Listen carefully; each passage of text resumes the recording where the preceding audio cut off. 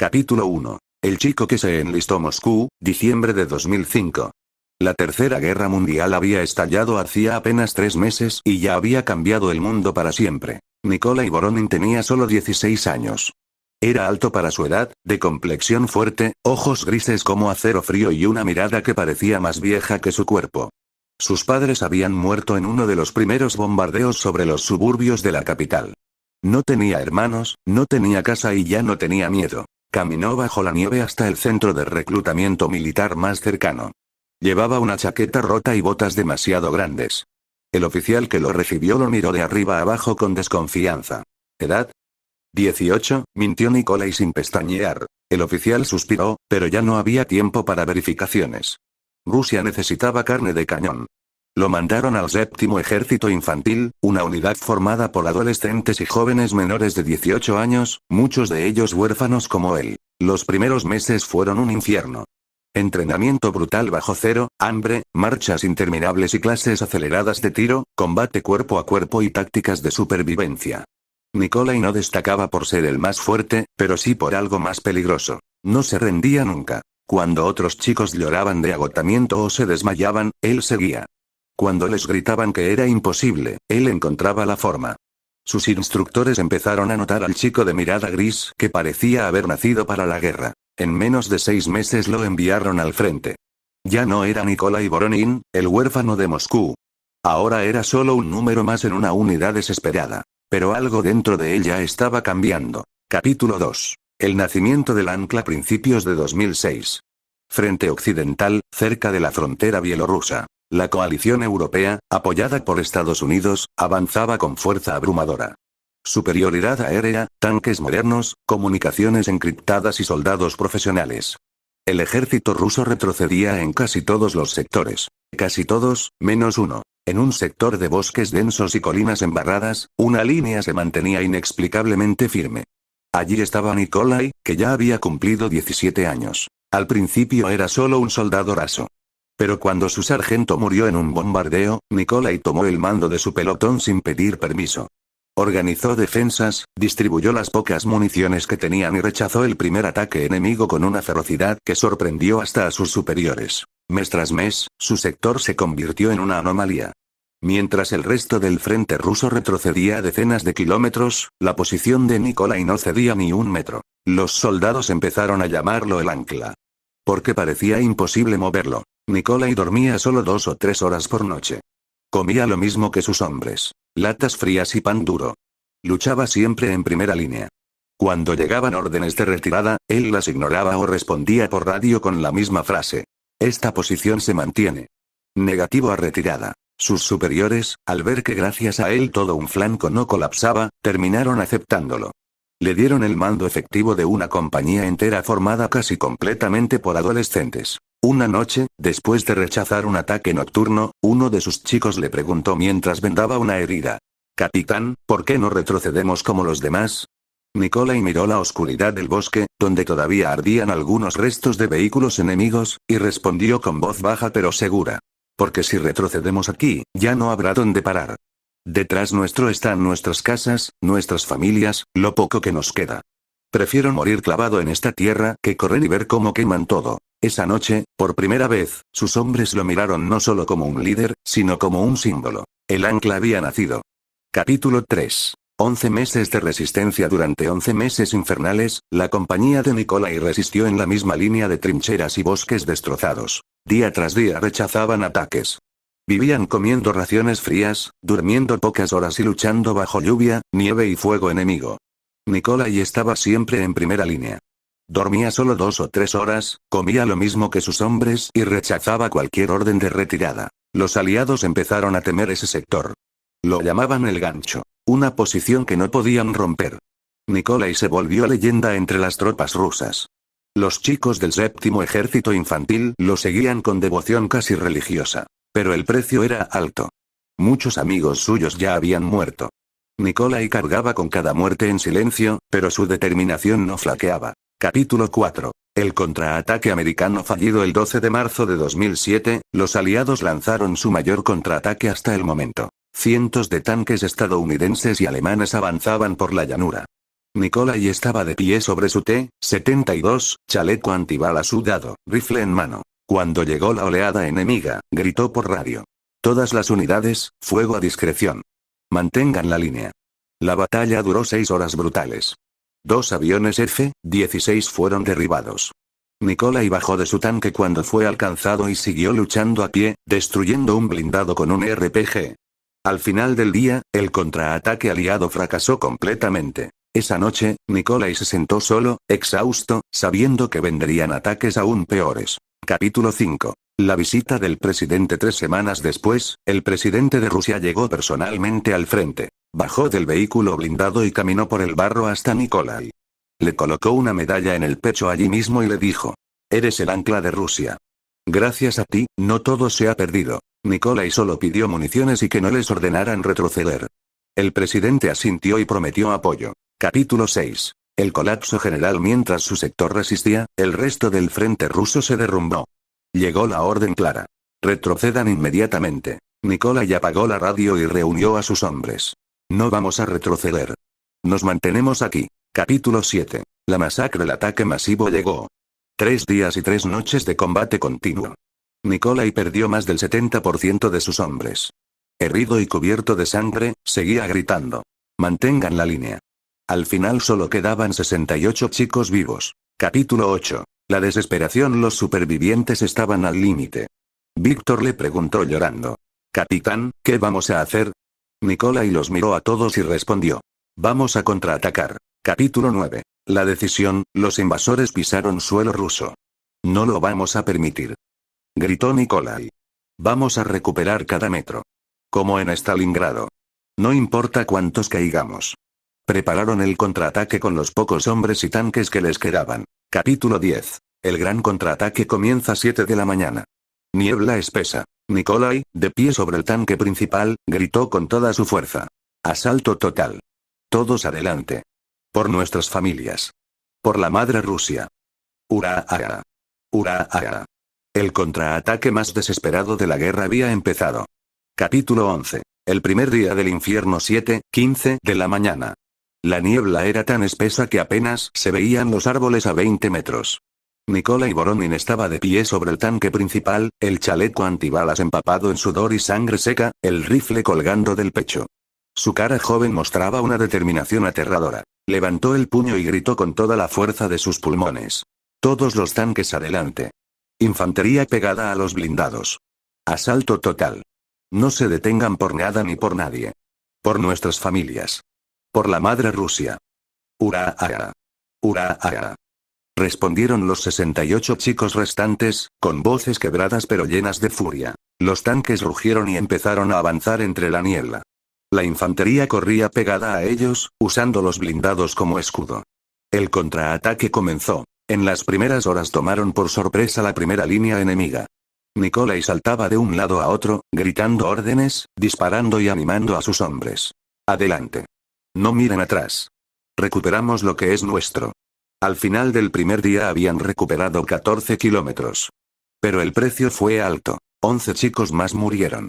Nikolai caminaba entre los heridos por la noche, hablando con cada uno, vendando heridas con sus propias manos. «Descansen lo que puedan», les decía. «Mañana seguimos». Capítulo 12. Marcha sangrienta. Los días siguientes fueron una marcha brutal y sin descanso. Nikolai no permitía pausas largas. Cada mañana, antes del amanecer, se subía a un tanque o a un montículo y daba el mismo discurso.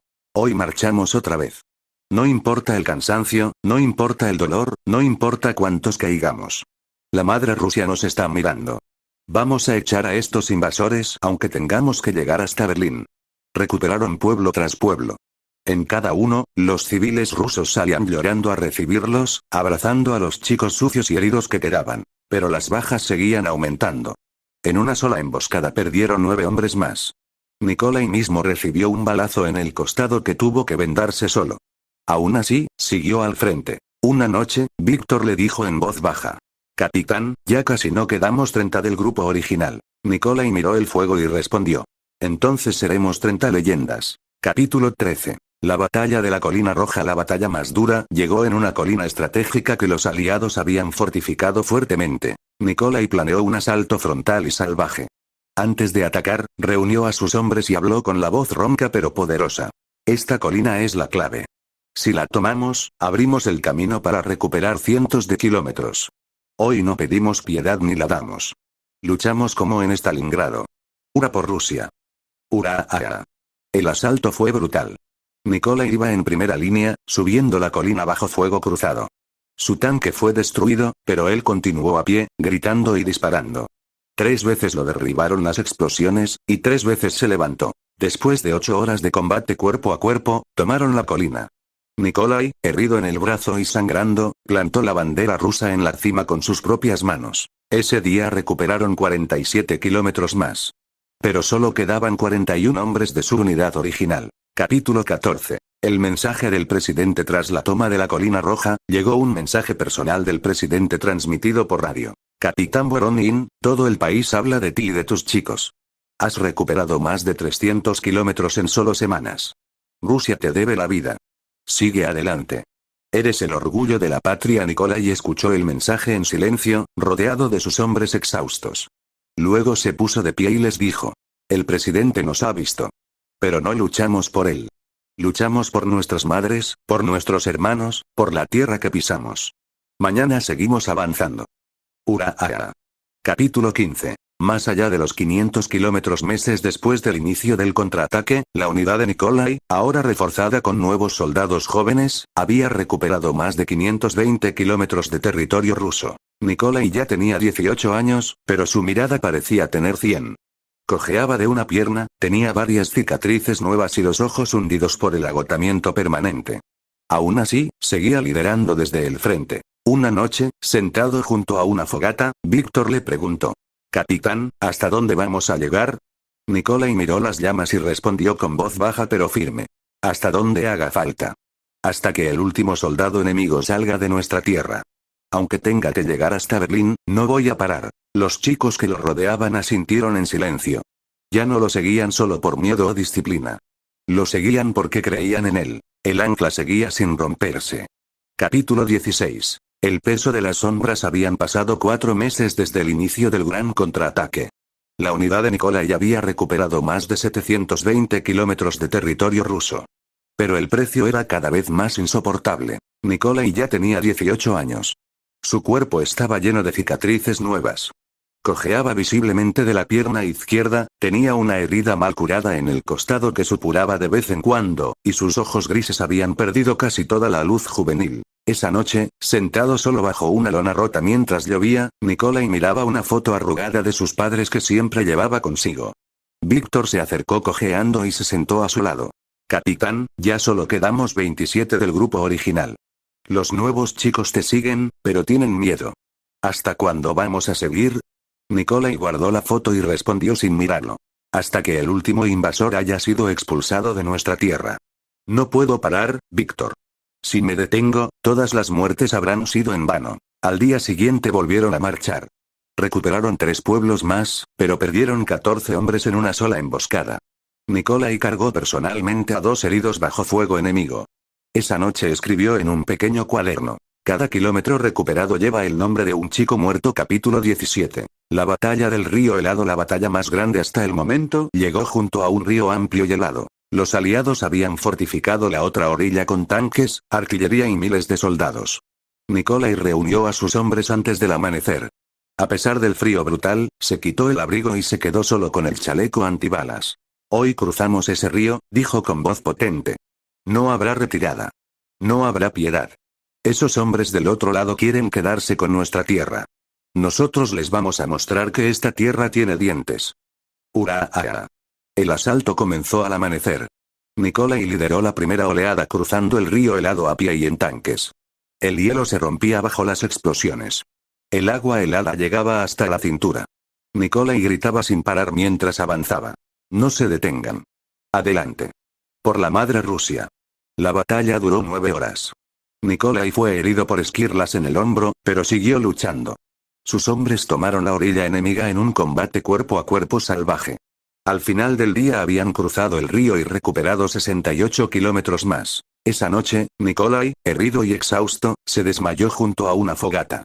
Sus hombres lo cubrieron con mantas sin decir nada. Capítulo 18. La carta y la duda llegó una carta personal del presidente junto con suministros y refuerzos. Capitán Voronin, has recuperado más de 850 kilómetros. Eres la esperanza de toda Rusia. Te ascenderé a mayor cuando regreses. Sigue luchando. Los nuevos soldados lo miraban con admiración, pero Nikolai se sentía cada vez más vacío. Una noche confesó a Víctor. A veces me pregunto si soy un héroe, o solo un chico que está llevando a otros a la muerte. Víctor le respondió. Eres lo único que nos mantiene vivos, Nikolai. Sin ti ya habríamos muerto o huido hace meses. Al día siguiente, Nikolai volvió a ser el ancla. Se subió a un tanque y gritó el discurso que ya era famoso. No luchamos por medallas. Luchamos por nuestras madres, por nuestros hermanos, por la tierra que nos vio nacer. Hoy volvemos a marchar. ¡Hurra! Capítulo 19. Hacia los 1000 kilómetros el contraataque alcanzó los 980 kilómetros recuperados. En una ciudad parcialmente destruida, Nikolai y sus hombres libraron una batalla urbana feroz. Casa por casa, calle por calle.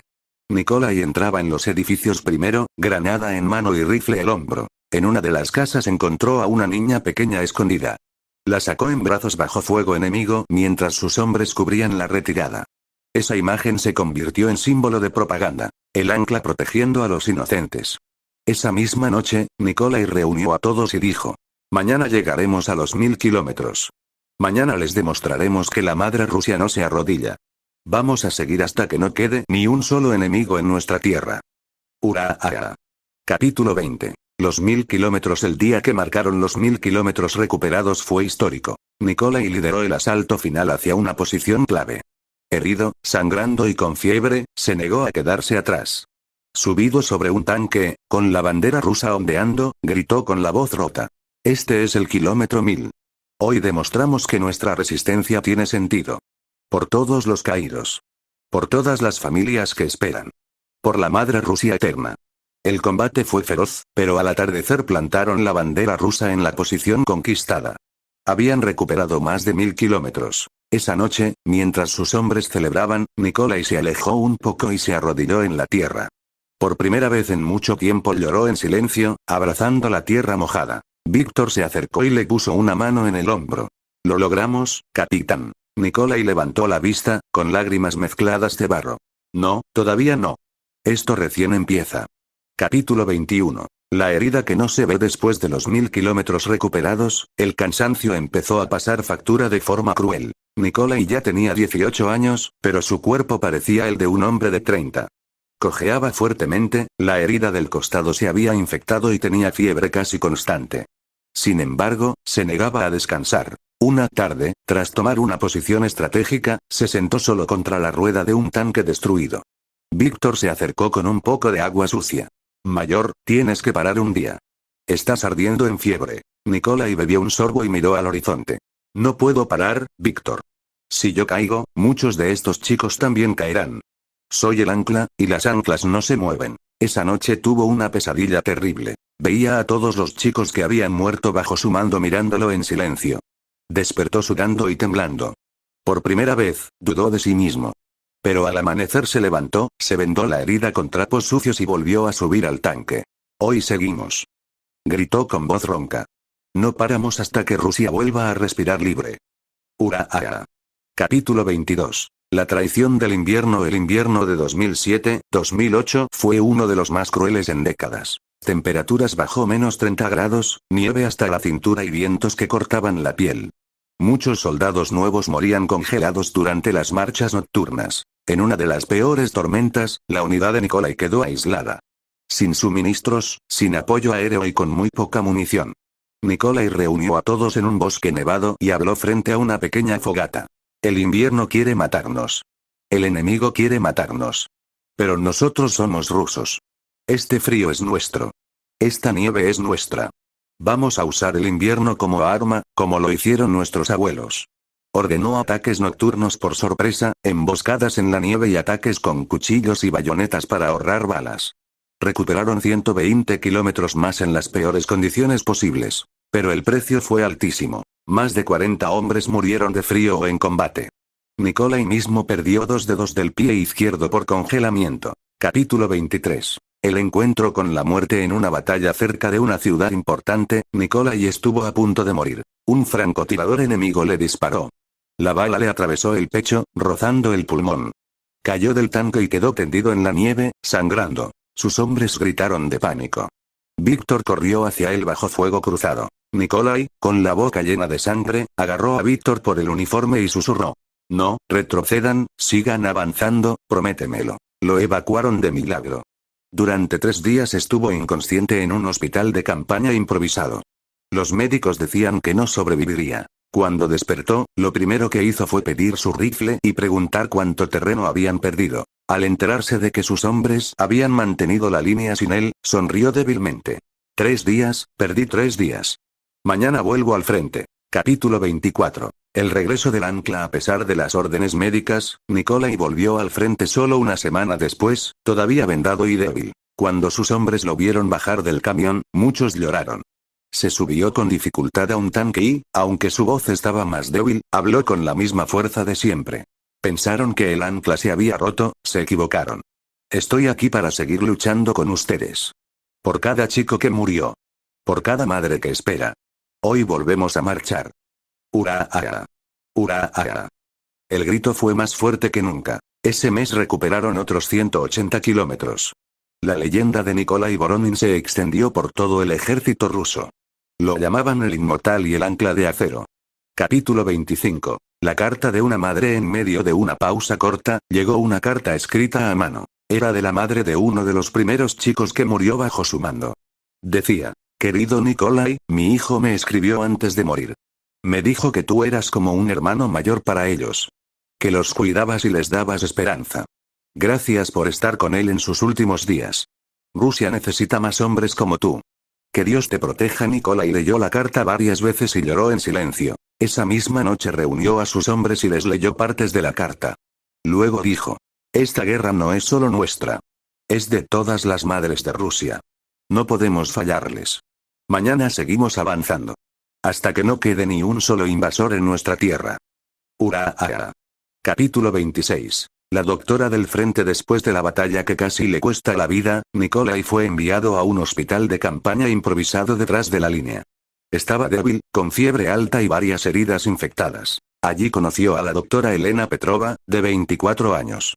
Era una médico joven, de pelo castaño oscuro recogido en una cola práctica, ojos verdes intensos y manos firmes pero suaves. Había estudiado medicina en Moscú y pidió voluntariamente ir al frente. Cuando entró a revisar a Nikolai, él estaba sentado en la cama con el torso vendado, mirando la pared.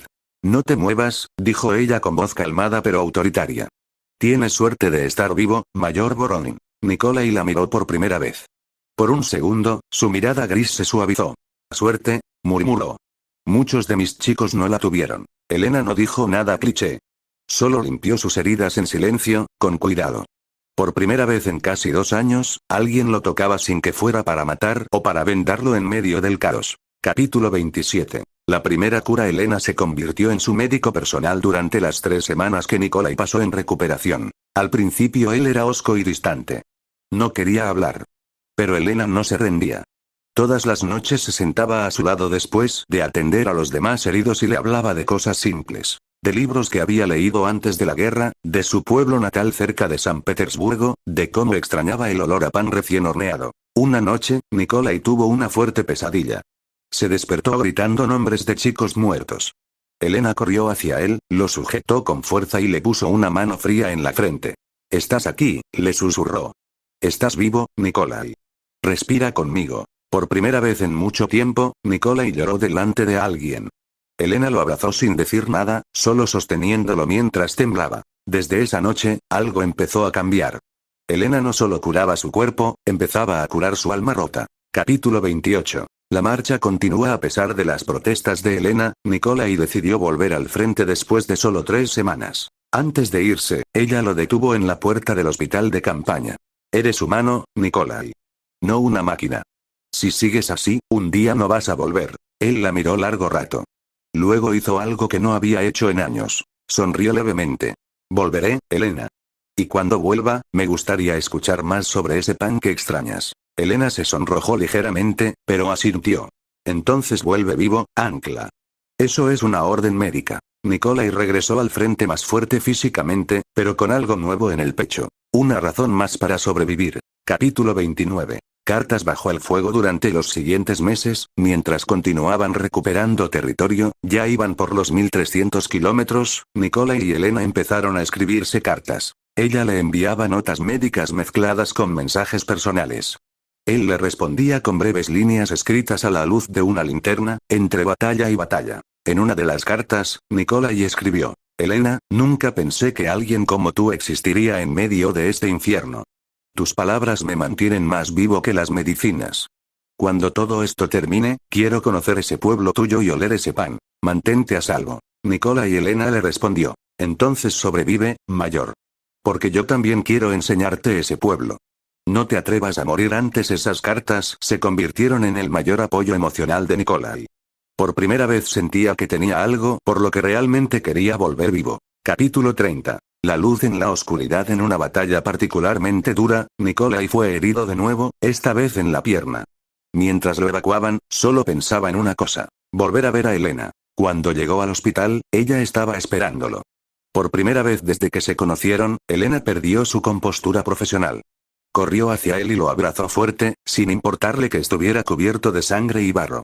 No vuelvas a asustarme así, susurró contra su pecho. Nikolai, débil pero vivo, le acarició el pelo por primera vez y respondió: estoy intentando aprender a vivir, Elena, no solo a sobrevivir. Y creo que contigo, puedo intentarlo. Por un momento, en medio de la guerra más brutal del siglo, dos almas rotas encontraron un pequeño refugio el uno en el otro. Capítulo 31. La promesa rota. La guerra no daba tregua. A pesar de los avances, ya superaban los 1500 kilómetros recuperados, los aliados seguían lanzando contraofensivas feroces. Nikolai recibió una carta urgente de Elena mientras preparaban un nuevo asalto. Por favor, no te expongas tanto en la próxima batalla. Recuerda que alguien te espera atrás. Te espero yo. Él leyó la carta varias veces, la dobló con cuidado y la guardó junto a la foto de sus padres. Esa noche reunió a sus hombres y habló con voz más calmada de lo habitual. Sé que están cansados. Sé que muchos quieren volver a casa. Pero todavía hay enemigos en nuestra tierra. Mañana atacamos de nuevo, pero esta vez lucho también por alguien que me está esperando. Luchen también por sus seres queridos. Ura. El asalto fue exitoso, pero Nikolai recibió una herida de bayoneta en el brazo. Volvió al hospital de campaña con fiebre alta. Capítulo 32. El reencuentro. Elena lo atendió personalmente. Esta vez no pudo ocultar sus sentimientos. Cuando terminó de suturar la herida, se quedó sentada a su lado tomándole la mano.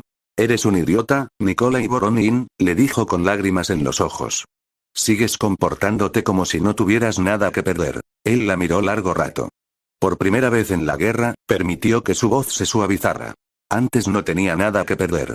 Ahora sí. Te tengo a ti, Elena. Se quedaron en silencio, mirándose. En medio del olor a desinfectante y sangre, Nikolai se inclinó y la besó por primera vez. Fue un beso cansado, pero lleno de algo real. Cuando termine esta guerra, susurró él, voy a buscarte. Y no voy a soltarte nunca más. Elena apoyó su frente contra la de él. Entonces sobrevive, Ancla. Esa es tu nueva misión. Capítulo 33. La madre de Nikolai. Durante una breve pausa en el avance, llegó una sorpresa que Nikolai nunca esperó. Un oficial le informó que una mujer había viajado desde un pueblo lejano buscando al mayor Voronin. Era su tía materna, la única familia que le quedaba. Pero lo más impactante fue lo que traía. Una carta de su madre escrita poco antes de morir en el bombardeo de Moscú. Nikolai leyó la carta con manos temblorosas. Mi querido Kolya, si estás leyendo esto, significa que sigues luchando. Sé que eres fuerte. Sé que vas a proteger a Rusia como yo te protegí a ti cuando eras pequeño. No tengas miedo de ser feliz algún día. Mamá siempre te va a querer, incluso desde el cielo. Por primera vez desde el inicio de la guerra, Nikolai se quebró completamente. Lloró como un niño frente a su tía. Elena, que estaba presente, lo abrazó fuerte mientras él repetía entre sollozos. Mi mamá, ella siempre supo que yo iba a estar aquí. Esa carta se convirtió en su nuevo talismán. La llevó siempre encima, junto a la foto y las cartas de Elena. Capítulo 34. El avance hacia el final. Con renovada fuerza, Nikolai lideró una ofensiva masiva. Sus hombres, inspirados por su determinación y por las historias que corrían sobre la doctora que esperaba al Ancla, lucharon con más ferocidad que nunca. Recuperaron otros 300 kilómetros en solo 2 meses. La coalición aliada empezaba a tambalearse. Por primera vez se hablaba de posibles negociaciones de paz. En una noche tranquila, Nikolai escribió a Elena. Cada kilómetro que recupero es un paso más cerca de ti. Ya no lucho solo por Rusia. Lucho por un futuro contigo. Espérame un poco más. Capítulo 35. La sombra de la paz. Los rumores de un alto al fuego se volvieron más fuertes. Nikolai sentía una mezcla extraña. Alivio y miedo. Una tarde, mientras observaba a sus hombres, muchos de ellos ya casi adultos, le dijo a Víctor. Cuando termine la guerra, ¿quiénes seremos? ¿Solo seremos los chicos que mataron y sobrevivieron? Víctor sonrió cansado. Seremos los que no se rindieron. Y tú, Nikolai, serás el hombre que llevó a un puñado de adolescentes a recuperar 1800 kilómetros de Rusia. Esa noche Nikolai tuvo una pesadilla nueva. Soñó que la guerra terminaba, pero él no sabía cómo vivir en paz. Despertó agitado y lo primero que hizo fue escribirle a Elena. Si la guerra termina mañana, ¿me enseñarás a vivir de nuevo? La respuesta de Elena llegó 2 días después, breve y clara. Sí. Te enseñaré. Pero primero tienes que volver vivo a casa.